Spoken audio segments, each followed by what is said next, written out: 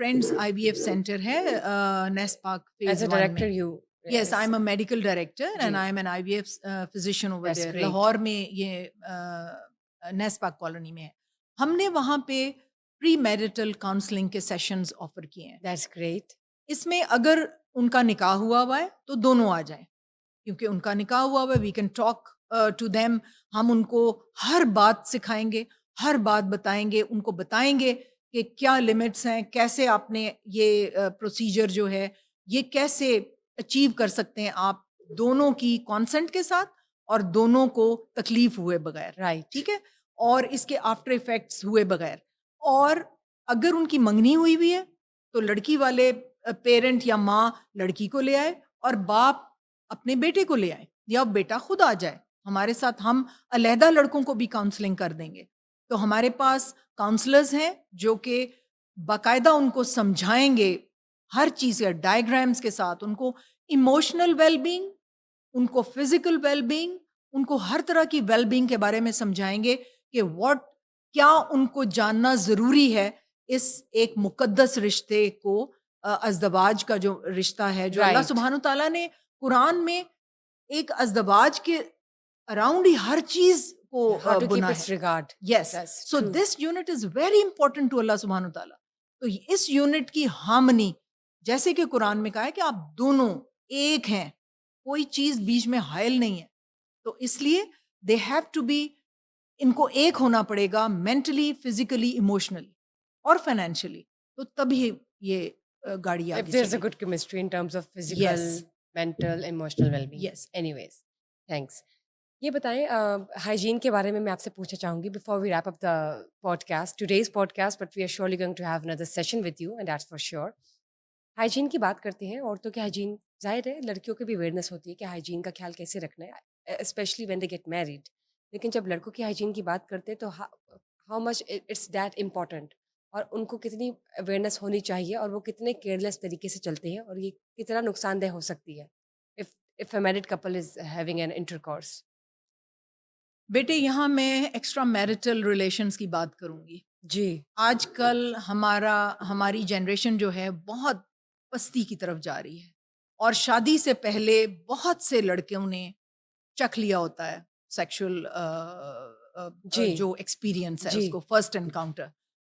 اب کسی اور کو تو وہ اپروچ نہیں کر سکتے, تو جو پروسٹیٹیوٹس ہیں زیادہ تر یہ بچے جا کے یہ ایکسپیرینس کرنا چاہتے ہیں ٹھیک, شادی سے پہلے. انمیرڈ انمیرڈ کی بچے بات جو کر رہی ہیں, ہیں آپ, شادی ٹھیک ہونے والی ہے, تو وہ پروسٹیٹیوٹ جو ہیبیچول سیکشل ورکرز ہوتی ہیں ان کے پاس جاتے ہیں, اور ان کی باڈی میں مختلف قسم کے جراثیم ہیں, ہر طرح کے جراثیم ہیں, اور ان بچوں کو بھی نقصان پہنچا سکتے ہیں.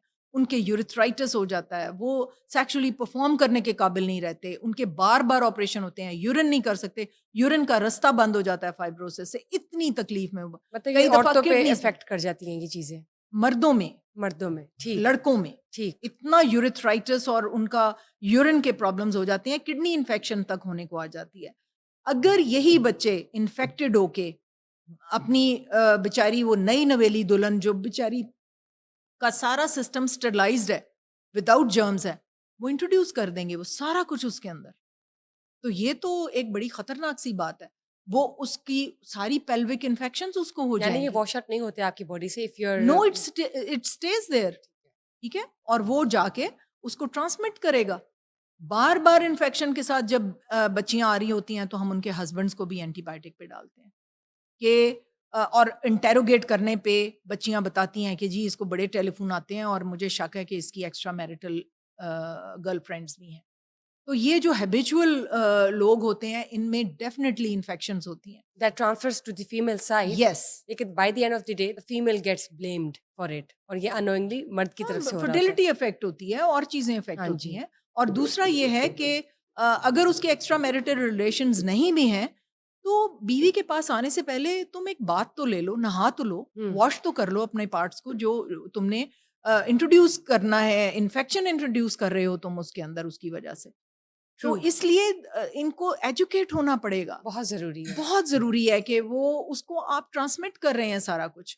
اچھا, دوسری بات یہ ہے جیسے منتھلی ریگولیرٹی ہے, اس میں آج کل ہماری بچیاں سروائکل کپس اور ٹیمپونس کا بہت زیادہ استعمال کر رہی ہیں. بالکل ٹیمپونز اور سروائکل کپس اس کے حوالے سے بھی میں آپ سے پوچھنا چاہتی تھی کہ since during time of the month you have to use certain products to جی get through the bleeding process, جی لیکن سروائکل کپ اور یہ جو آپ ٹیمپونز ہیں are the safe to be used اور ناٹ؟ نو.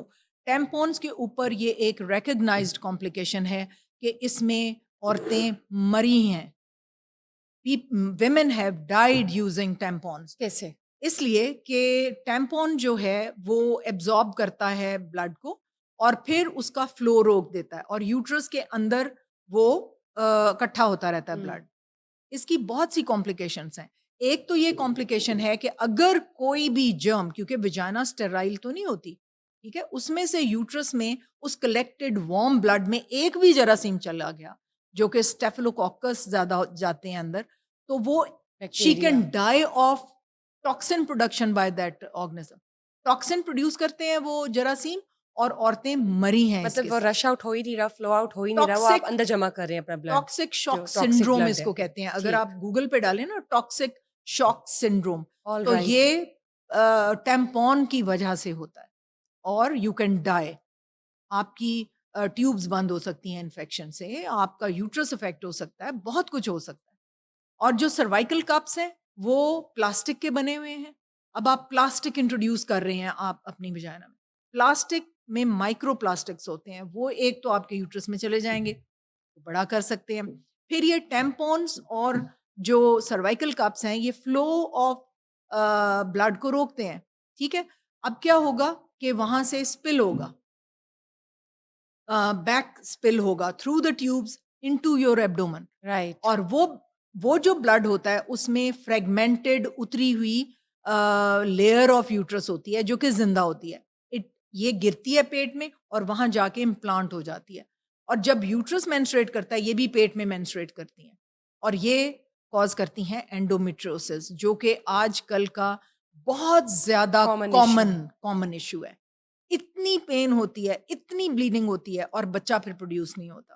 تو یہ ٹیمپونس اور جو سروائکل کپس ہیں میں اس کے اسٹرکٹلی اگینسٹ ہوں اور بچیوں کو کہوں گی کہ یہ اس کو استعمال نہ کریں. ٹھیک ہو گیا. اور جو نارمل پیڈس ہیں جو کہ دستیاب ہوتے ہیں مارکیٹس میں، وہ کس حد تک سیف ہے؟ بیٹے اگر آپ بہت ہیوی فلو ہے تو آپ ایک اینڈ پہ کوئی پیڈ کو رکھ لیں کہ وہ ہیوی فلو کو کرے، لیکن ڈائریکٹ آپ کی باڈی کے ساتھ جو کانٹیکٹ ہونا ہے جس چیز کا، وہ کاٹن ہونا چاہیے. وہ ایبزاربنٹ کاٹن کوئی آپ کے پاس ہونا چاہیے.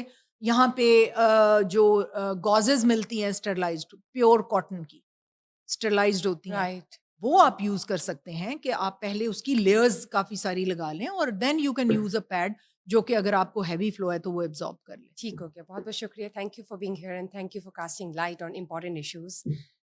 یہ معاملہ تو چلتا رہے گا. This is an unending conversation which we will definitely continue in the next session. But till then, thank you for being part of the show and thank you guys for watching us today. Just stay tuned for another session. Till then, bye-bye.